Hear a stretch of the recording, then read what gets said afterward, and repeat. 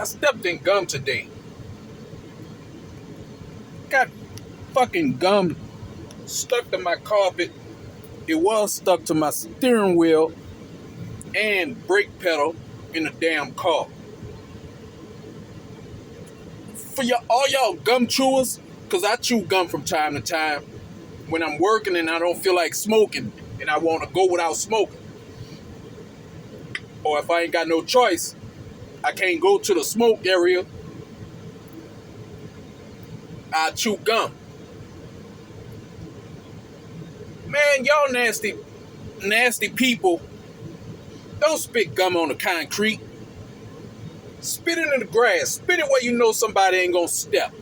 Put it in a napkin. Spit it in a garbage can. That's when you're trifling. When you just spit gum on concrete. But that ain't what I'm talking about. I'm coming on here basically to talk to some of you ladies.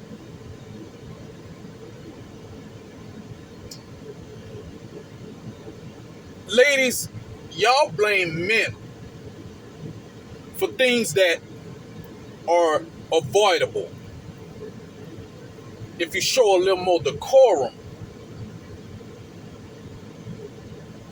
Now, I'm going to give you a story, and I'm going to give you the full background, the full context. If you really want to listen to it, go ahead and listen to it. This is a story about something that actually happened in my life.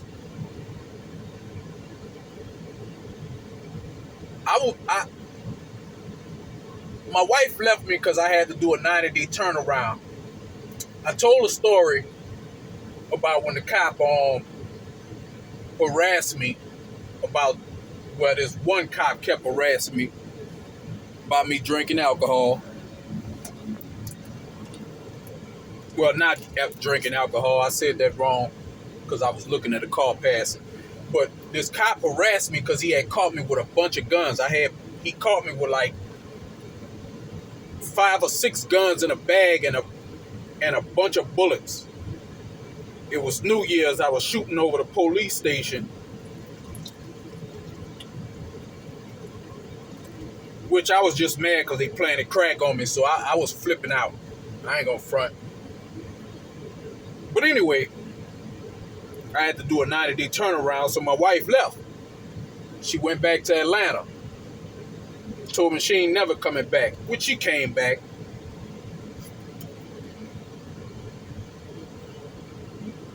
No, she didn't come back. I'm messing the story up already. She didn't come back. That was the last time me and my wife was actually together. My kid's mother, she passed away. So me and her never got the chance to really get back together. But anyway,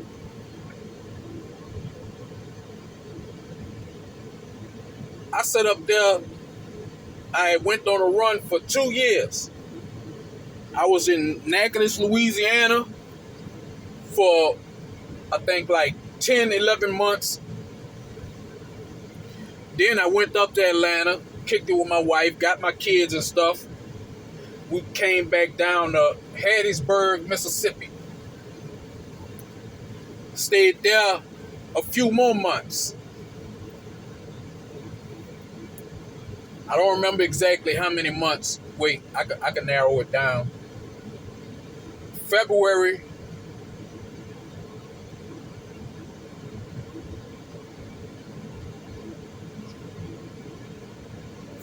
to May. That's how long I stayed free when I came back down to Metro New Orleans. That means like Jefferson Parish. I was in Metairie on Elm Street. But yeah, I had this little chick. Now the first day I seen her, I ain't gonna lie, I thought she was a junkie because she was sitting out with all the alcoholics and the drug addicts. They was out there cracking their jokes. My uncle and them was out there. My mama, she wasn't drinking like that no more because she was on dialysis, but she was out there with them. I was staying by my grandma because I didn't want to stay with my moms. I'd rather stay by grandma. Mom's a handful. I'm probably gonna tell a story about her because she do some dirty shit. But so I see her, and I see her and her daddy stay together, but I don't see no man with her. Now I seen her when I stayed in Natchitoches with a man, but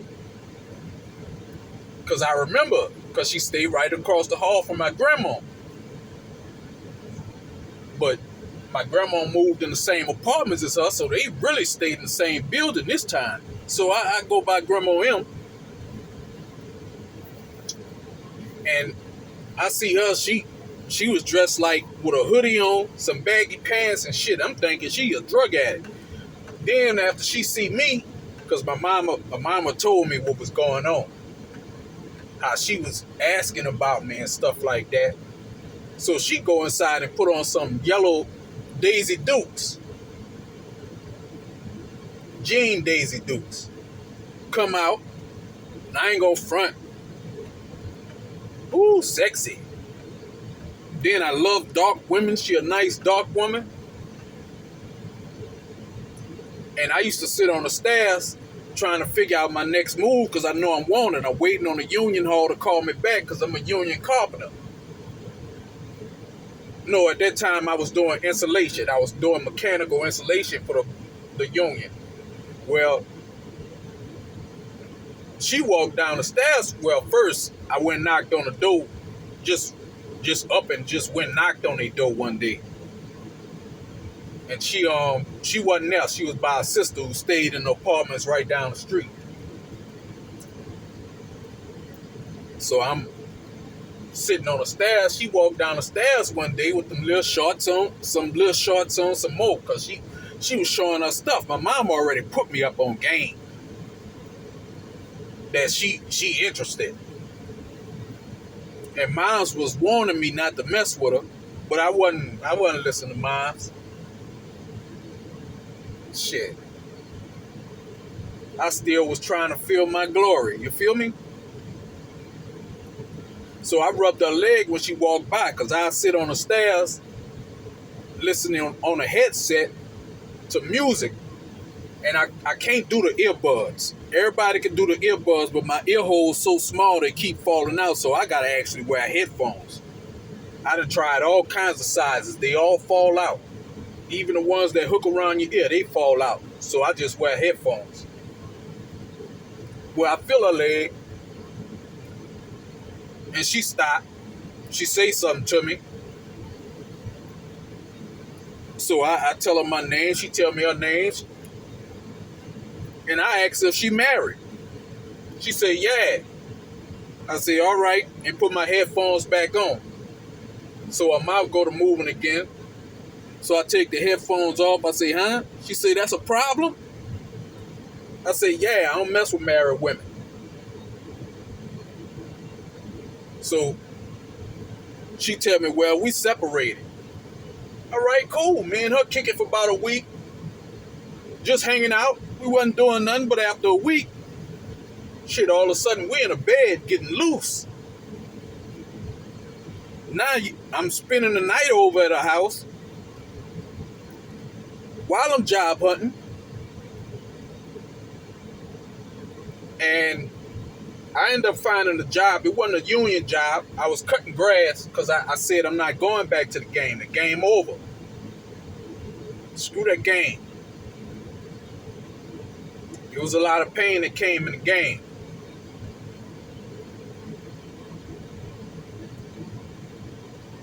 That's why I be telling these young cats, leave that game alone. Go to a trade school, go to college. I don't cut grass, start your own grass cutting business. I don't give a damn if you're doing podcasts, whatever, join a union, something. But leave the game alone. Game foul. Because the thing is, you out in the game and don't nobody play it fair. Everybody cheat. Especially the police.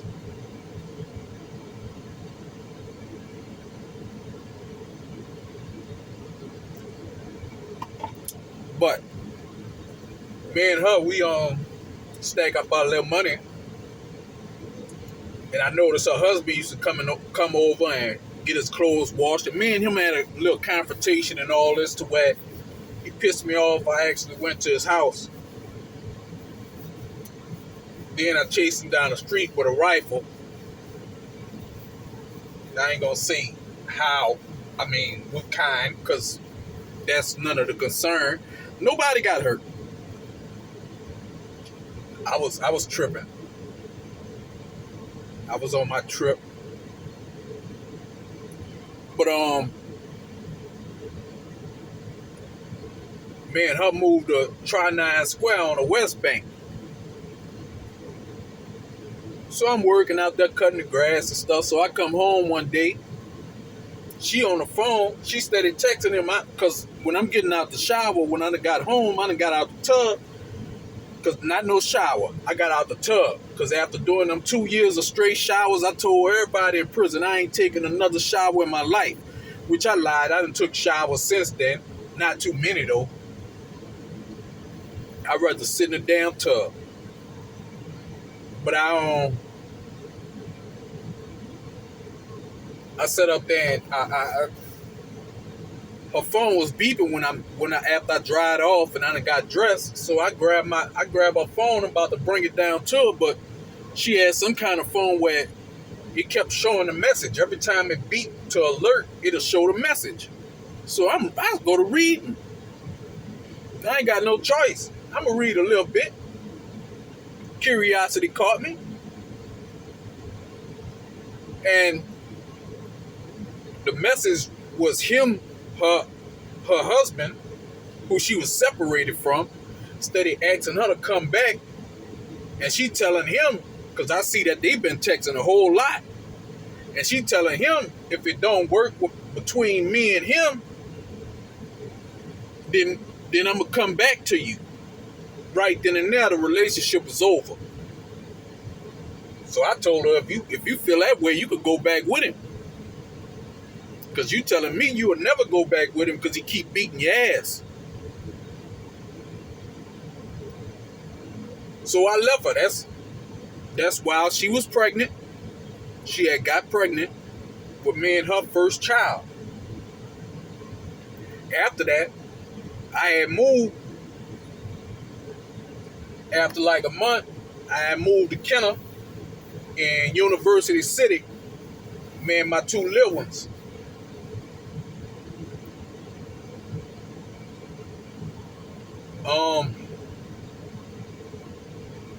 My other little one was in Atlanta because that was one of my wife's dying wishes. That if she died, to leave the youngest with her mama, to help her mama. I argued against it until she died. Then I didn't have the strength to take her. That I'm looking at her mama eyes. I didn't even go look. I ain't even go view her body at the funeral. I just sat there and I wouldn't let my kids look at her like that. I want them to remember her the way she was when she was alive. But anyway, things went to going on, and I got real deep into drinking after that. I used to drink, but I had a little control over it. When she died, I ain't had no control. So, but we're going to skip all that. That's for a later date. But anyway, I go to prison. I get out.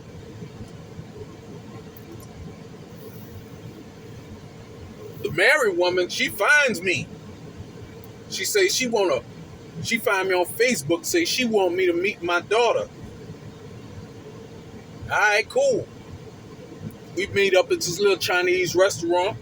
I order food. I meet my little girl. At least she said it was my little girl. But really, she was just trying to meet up with me because we end up getting it in again. After that, I got me a job. I had me a job. And plus I used to drive this black Dodge Charger because I was in work release, and plus I had a little money from the streets that had came in there. Plus I had income tax money that came in prison. People were sending me money from all over. So when I got out, I went and bought me a Dodge Charger.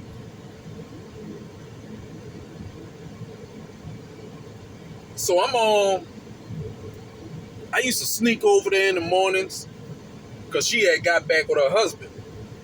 I used to sneak over there in the mornings at their house and wait till he pull off. Then I sneak in the back door, and I was doing it out of spite. It wasn't even out of feelings. I was doing it because I was mad because he kept interfering. Because I had really fell in love with her.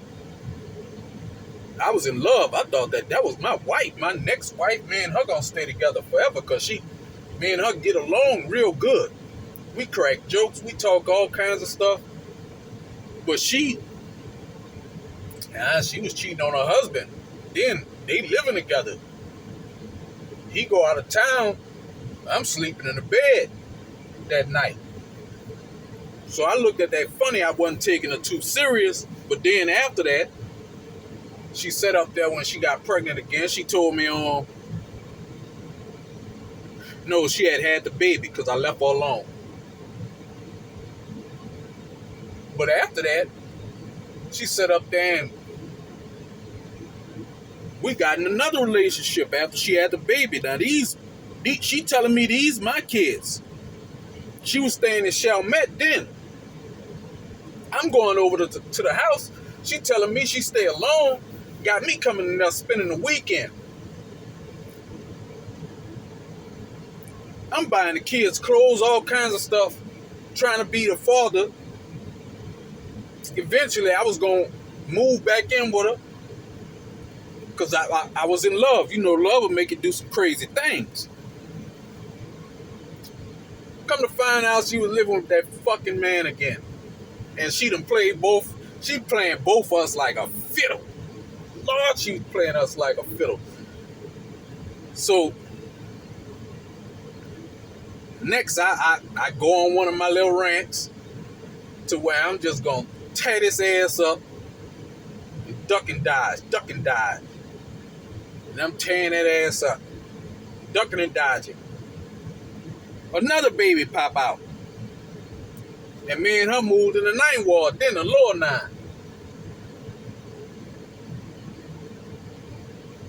Well, come to find out, she's sneaking out on me to sleep with him.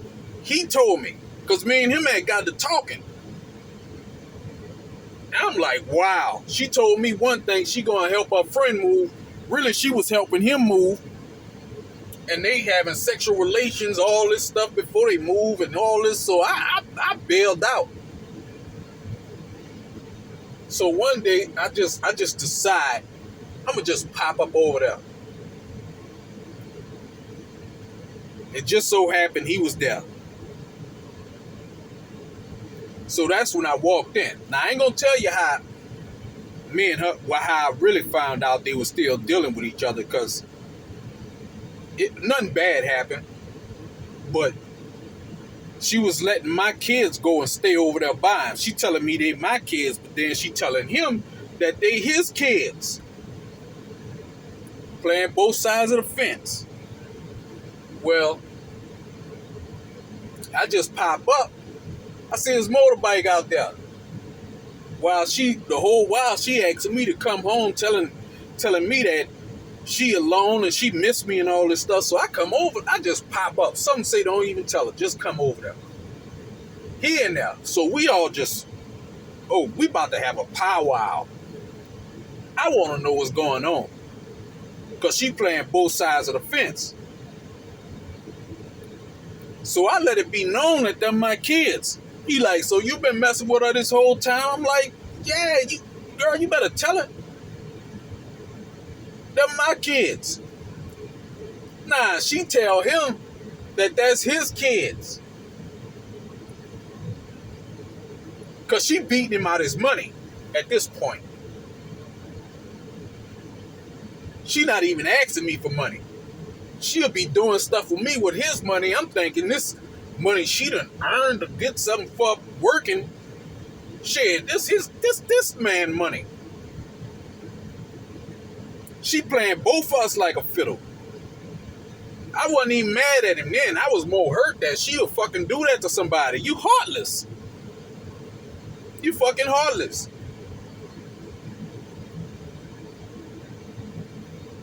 So he set up there.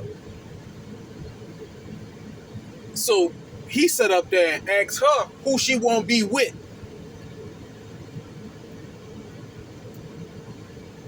She say me. So he like, well, I'm about to go to the club. Then he kept pausing and hesitating because he knew that I'm there. He knew what's going to happen and all this stuff. So he asked her. No, I think I asked her who she wanted to leave. I don't remember exactly. One of us asked her who she wanted to leave. She pointed at me. Now, you want to be with me. And you saying that's my kids, but you telling that that's his kids. Then you turn around and tell me that you want to be with me, but you want me to leave so he can spend a night.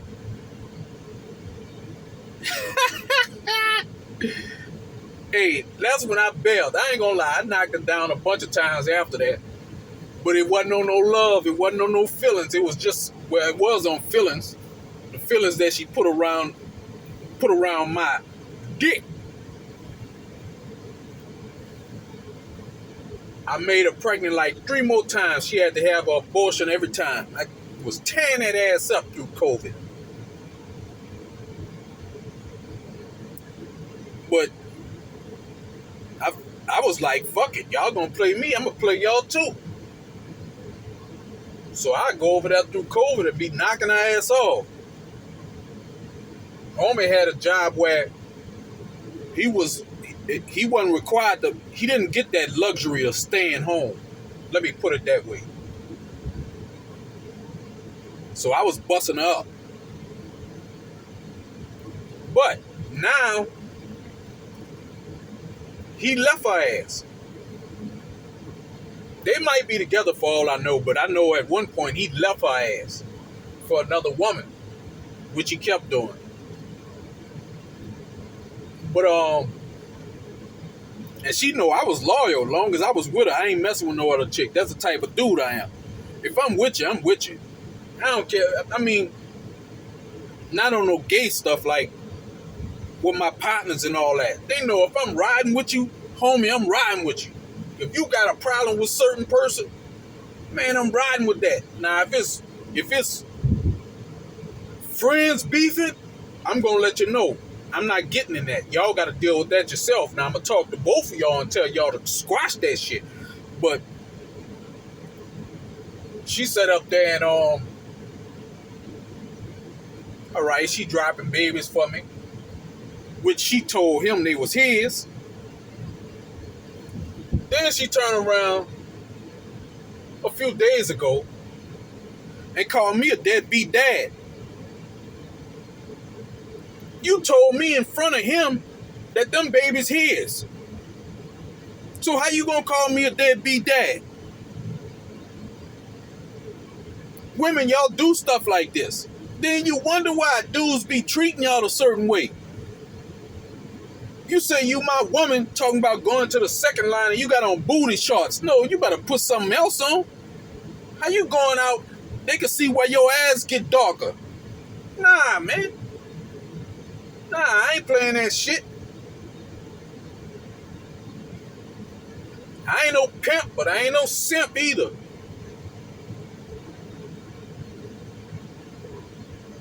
But she walks out, she calls herself getting mad at me because I don't come around.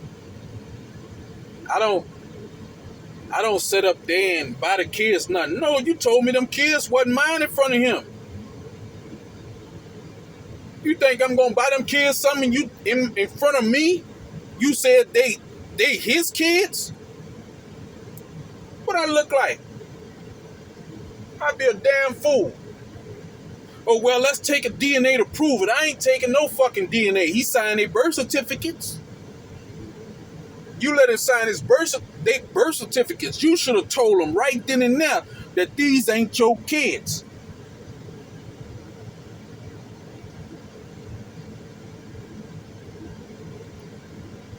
Women, y'all need to Really start checking yourself. And her friends should have been telling her, girl, you're wrong. One of her friends did tell her she want her cake and eat it too. One of her friends did tell her. But nah, you ain't gonna sit up here and play me. Then you playing that man too. He done signed them birth certificates, so he responsible for them kids. You probably got him on child support, hitting him out of all this fucking money. Nah, you ain't gonna hit me out of no money either. He gotta bite the bullet. I told him that was my kids. And after he DNA'd them, he realized they was my kids, but it was too late by then. He gonna ask me if I'm gonna help him take care of them kids? Hell no. I blocked his number. I told him them your kids. Then I blocked his number. I'm not playing this fucking game. This old Jerry Springer ass shit. What's wrong with y'all? Maury Povich ass fucking scene. No. Not I. Not I tell you, sir. I tried to warn you. You let her fill your ears. You should have walked away when she first started messing with me. Because that's what I would have did. When me and my wife, we went through it and both of us cheated on each other. I ain't gonna front. But we got it back together. Like, ain't no tripping. Ain't no tripping. I cheated on her first. I ain't gonna lie. I thought we was done, to be honest with you, when I slept with the other woman. Because I sent on a flight back to Atlanta. And then I messed with another woman. Then I went to missing her. And I wanted her back. And come to find out, the other woman boyfriend, yeah, the other woman had a boyfriend. He had gave her, I think, chlamydia. And I ended up burning my wife when she came back because I didn't know about the fucking chlamydia. So she ended up getting me back. Boy, I got stories to tell. And all the shit facts, it could be proven. My wife ended up beating me with a fucking iron because of that. Hit me all across my fucking head with that damn iron. Bust my head wide open.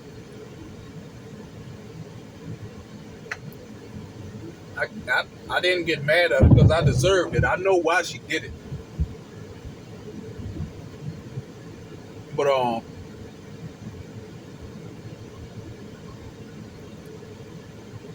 men ain't always to blame. I ain't never cheated since my wife whooped me with an iron.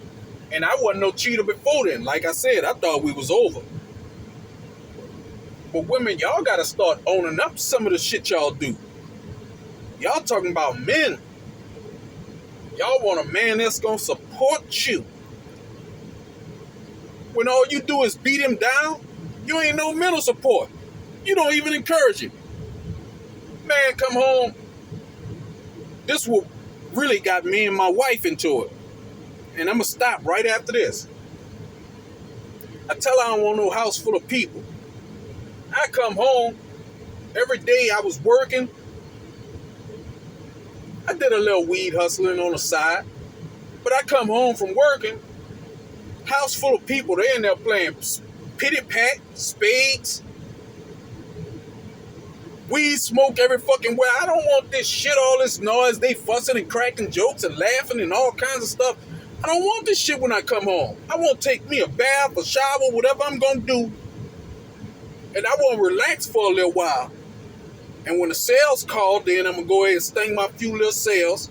But I won't relax. And I told her I don't want all them people in my fucking house. That's how your shit end up missing. You in there high and drunk.